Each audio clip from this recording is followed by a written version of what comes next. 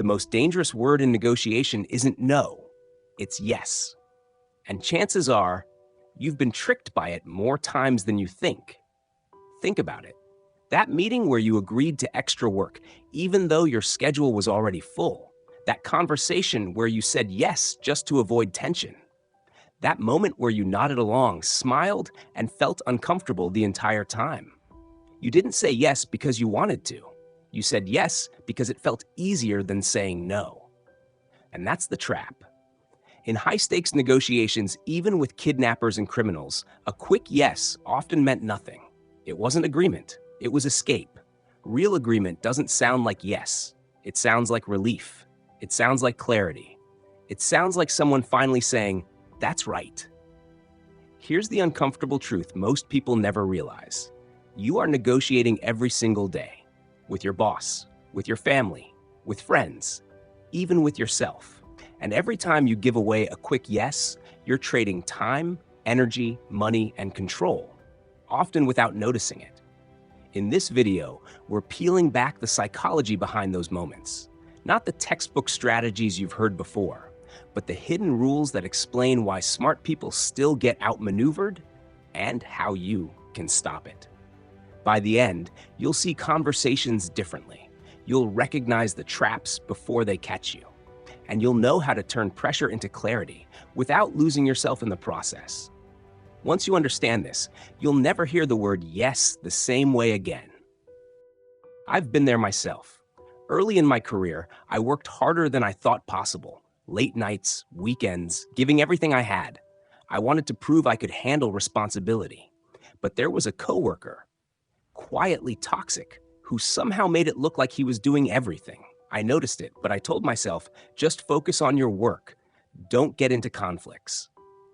One day, the manager called me in for feedback.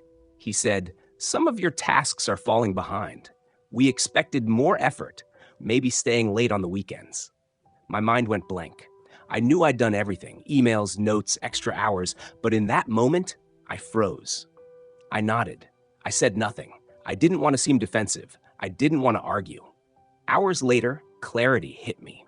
The coworker had subtly taken credit for my work, the manager had believed the story, and I had let it stand. The words I should have said, the calm, firm way to set things straight, all came to me. Too late. That's how most people lose negotiations. Not by lack of effort, but by losing the moment to act. Every time that happens, you give away control, time, and respect without even realizing it.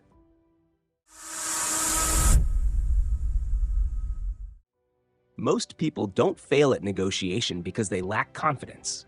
They fail because they misunderstand how humans actually make decisions. We like to believe we're logical, weighing pros and cons, choosing what makes sense. But the truth is less flattering.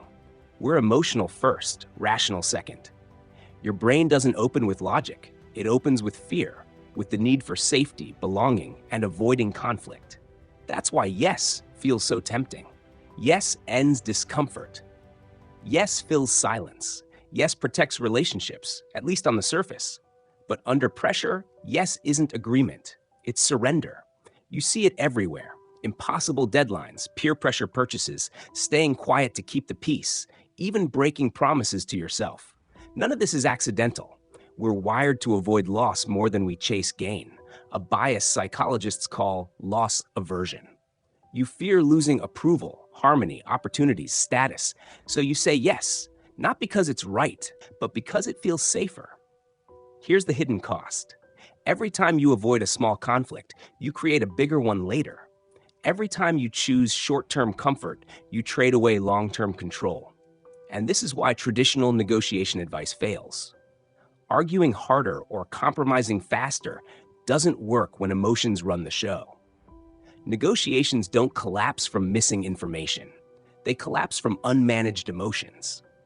Negotiation isn't about getting what you want. It's about managing what you fear. Once you see that negotiation is emotional, not logical, everything changes. Because the goal isn't to win arguments, it's to make the other person feel safe enough to listen. And that's where the real game begins. So if logic doesn't win negotiations, what does? This is where Never Split the Difference comes in. It's not a book about compromise. It's about discovery, not through force, but through understanding. The central idea is simple but radical. Negotiation isn't about splitting the middle. It's about uncovering emotions so deeply that the other person feels safe enough to reveal what they actually want. Negotiation is not an act of battle. It's a process of discovery. And discovery doesn't happen when you push harder. It happens when you listen differently. Think about the last time you argued with someone. You probably threw facts, reasons, maybe even statistics at them. But did it change their mind? Probably not. Because people don't change when they're convinced. They change when they feel understood. That's why empathy is not weakness. It's leverage. When you mirror someone's words, when you label their emotions, when you let them say no without fear, you're not giving up power. You're gaining it. Here's the shift most people never realize. The goal of negotiation is not to get someone to agree. The goal is to make them feel understood. And once that happens, agreement becomes almost inevitable. This is the heartbeat of Never Split the Difference. It's not about tactics for boardrooms alone. It's about conversations with your boss, your partner, your friends, even yourself. Because every time you talk, you're negotiating. And if you can master the psychology of making people feel safe, you'll stop losing silent battles and start shaping outcomes. Act 1. When emotion beats logic. Think about the last time you tried to convince someone with pure logic. You laid out the facts, you explained the numbers, you showed why your idea made sense, and yet they didn't budge. That's because the human brain doesn't process decisions in spreadsheets. It processes them in feelings. Neuroscience shows that the amygdala, the brain's fear center, reacts before logic even enters the picture. In other words, people don't listen until they feel safe. This is why arguments fail. It's why debates spiral. It's why negotiations collapse even when the facts are obvious. Safety comes first. Emotion comes first. Only then does logic have a chance. You see this everywhere. A manager ignores data because they feel threatened. A friend resists advice because they feel judged. A customer rejects a deal because they don't feel heard. And here's the paradox. The harder you push facts, the stronger the resistance. But the moment you acknowledge emotion, the walls begin to drop. That's why the real skill in negotiation isn't explaining better. It's listening deeper. It's creating emotional safety so the other person can finally hear the facts. When was the last time you lost an argument? Not because you were wrong, but because the other person didn't feel safe enough to listen. And once you see that emotions run the game, the question becomes, how do you work with them instead of against them? That's where tactical empathy begins. Act 2. Tactical empathy. Most people think empathy means agreeing, but in negotiation, empathy means understanding, deeply enough that the other person lowers their guard. There are two simple tools that change everything: mirroring and labeling. Mirroring is repeating the last few words someone says, almost like holding up a reflection. It sounds too simple to work, but it does. Because when people hear their own words echoed back, they feel listened to. They keep talking. They reveal more than they planned. Labeling is even more powerful. It's naming the emotion you sense in the other person. Not solving it, not fixing it, just naming it. It sounds like you're frustrated. It seems like you're under pressure. It looks like you're worried about fairness. The moment you do this, tension drops. Because people don't calm down when you solve their problem. They calm down when you name their emotion. Think about it. When you're upset, do you want advice? Or do you want someone to say, I get it, that's hard? That's tactical empathy. It's not weakness, it's leverage. Because once someone feels understood, they stop resisting and start listening. People don't calm down when you solve their problem. They calm down when you name their emotion. And once you've built that emotional safety, the next move might surprise you. The real power in negotiation doesn't come from chasing yes, it comes from mastering no. Act 3, the power of no. For most of your life, you've been taught to chase yes. Yes feels like progress. Yes feels like agreement. Yes feels like success. But in negotiation, yes is often a trap. It's rushed. It's shallow. It's a way to escape tension without committing to anything. No, on the other hand, is freedom. It gives people safety. It gives them control. It lets them breathe. Think about it. When someone says yes too quickly, you doubt them. But when they say no, suddenly the conversation feels real. Because no means they're protecting themselves. And that's when trust begins. Here's the paradox. Inviting rejection makes people more comfortable. Questions like, would it be ridiculous to? Is this a bad idea? Have you given up on? These don't push for agreement. They give permission to say no. And once someone feels safe enough to say no, they're far more likely to move toward yes later. But this time, it's genuine. Think about the last time you said no. Didn't it feel like taking back control? And once you understand the power of no, the next step is alignment. Not through agreement, but through a deeper moment when someone finally says, that's right. Act 4, the that's right moment. Most people think the goal of negotiation is to hear the words, you're right. It feels validating. It feels like you've won. But in reality, you're right is often the polite way of ending a conversation. It's agreement without commitment. It's a way of saying, fine, I'll stop arguing with you, while secretly holding on to resistance. The real breakthrough comes when someone says, that's right. Why? Because that's right means they see the situation as you've described it. It's not compliance. It's alignment. It's the moment they feel understood so deeply that your perspective becomes their perspective. Yes is nothing without how. That's right is everything. Think about it in everyday life. When you're venting to a friend, you don't want them to say you're right. You want them to capture your feelings so clearly that you nod and say, that's right. That's the moment you stop resisting. That's the moment you open up. In negotiation, this is the turning point. It's when arguments end and collaboration begins. It's when the other person feels safe enough to move forward, not because you convinced them, but because they convinced themselves. When was the last time someone described your situation so perfectly that you thought, that's right? Didn't it feel like relief?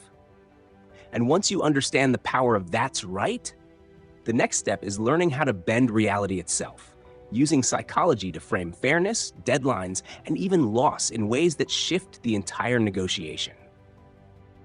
Act 5, bending reality and bargaining. By now, you've seen how emotions shape every negotiation.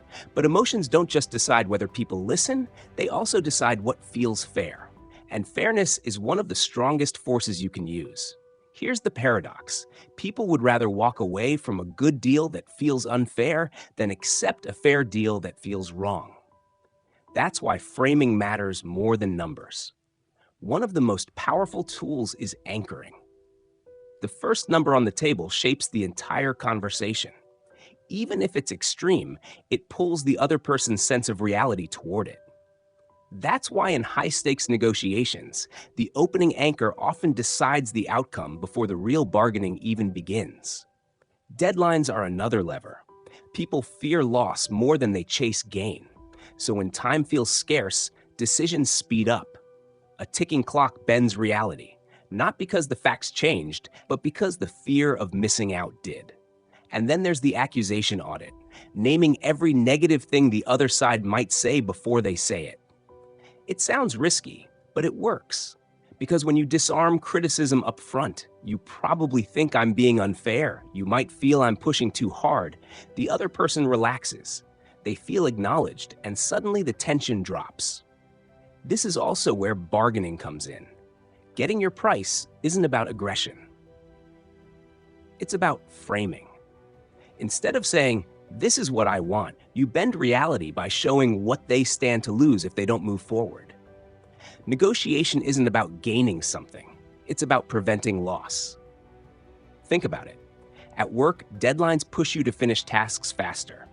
In relationships, fairness shapes whether you feel respected. In money decisions, the fear of losing a deal often outweighs the excitement of winning one. And once you learn to bend reality with these levers, fairness, anchoring, deadlines, loss aversion, bargaining stops being a battle. It becomes a game of framing. And when you master framing, the next step is subtle but even more powerful, creating the illusion of control. Act 6, the illusion of control.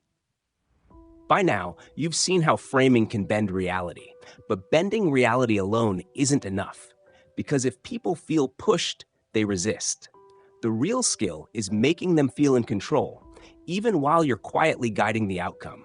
This is the illusion of control. The tool is simple: calibrated questions. Not why, which makes people defensive, but how and what, which invite them to solve the problem for you. Instead of saying, "You need to meet this deadline," you ask, "How can we make this work by Friday?" Instead of saying, "This price is too high," you ask, "What would need to happen for this to feel fair?" Notice what happens. The burden shifts. They start explaining solutions. They begin negotiating with themselves. This is called the art of letting the other side have your way. Because when people feel ownership of the answer, they stop resisting it. Think about everyday life. Parents don't get kids to clean their room by demanding. They ask, "How do you want to start? Toys or clothes?" Managers don't get teams to commit by ordering.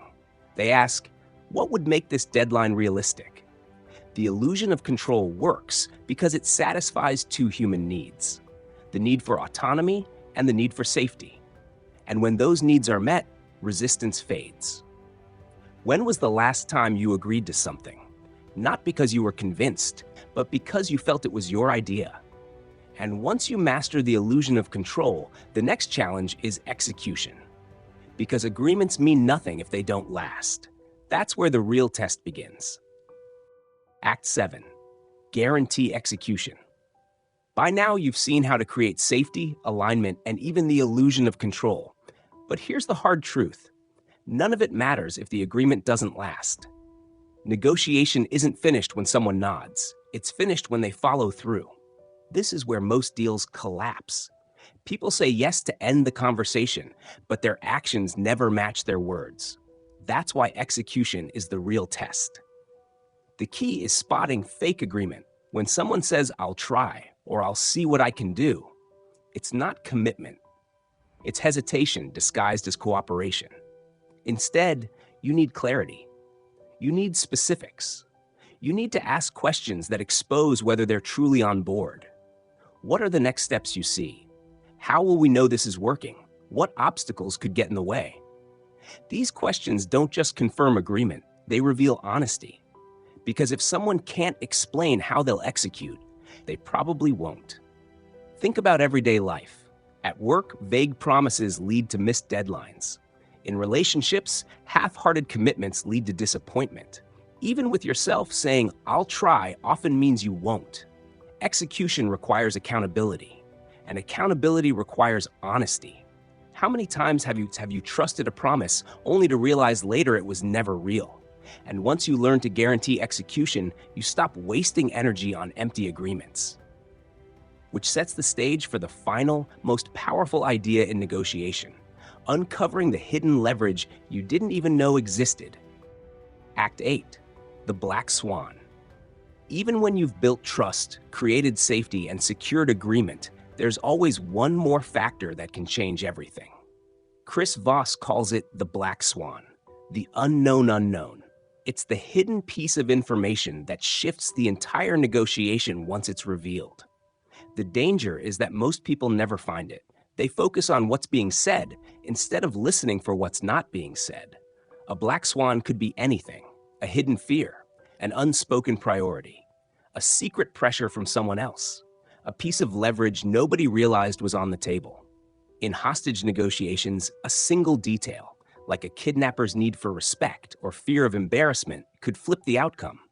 In everyday life, it might be a boss worried about reputation, a partner worried about fairness, or a client worried about trust more than money. The key is curiosity. You don't uncover black swans by pushing harder. You uncover them by asking, listening, and noticing the gaps. Black swans are leverage multipliers. They change everything. Think about it. How many times have you discovered a hidden detail and suddenly the whole situation made sense? That's the Black Swan.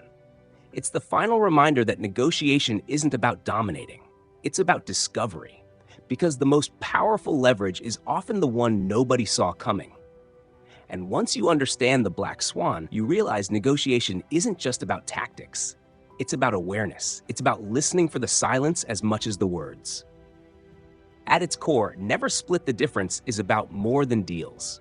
It's about decoding conversations, uncovering hidden leverage, and turning conflict into connection. The win isn't splitting the middle. It's shaping outcomes through understanding. Key takeaways. 1. Emotions run the game. People decide with feelings first, logic second. 2. Tactical empathy. Mirror words and label emotions to dissolve resistance. 3. The power of no. Real safety begins when people feel free to reject. 4. The that's right moment. Alignment happens when they see the world as you've described it. 5. Bending reality. Anchors, deadlines, and fairness shape perception more than facts. 6. Illusion of control. Ask how and what to let them solve the problem for you.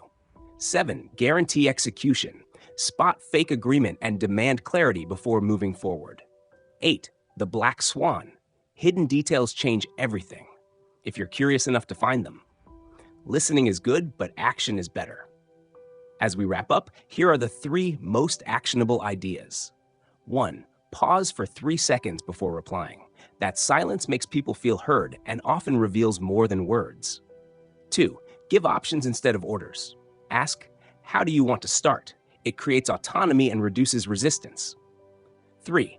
Ask one how question today. For example, how can we make this work? It shifts the burden and invites collaboration. Which idea resonated most with you? Drop it in the comments below, and don't forget to like and subscribe. Thank you for watching. Click left to explore the dark psychology of power. Click right to find out why less fucks equals more freedom. Choose your next step. See you in the next video.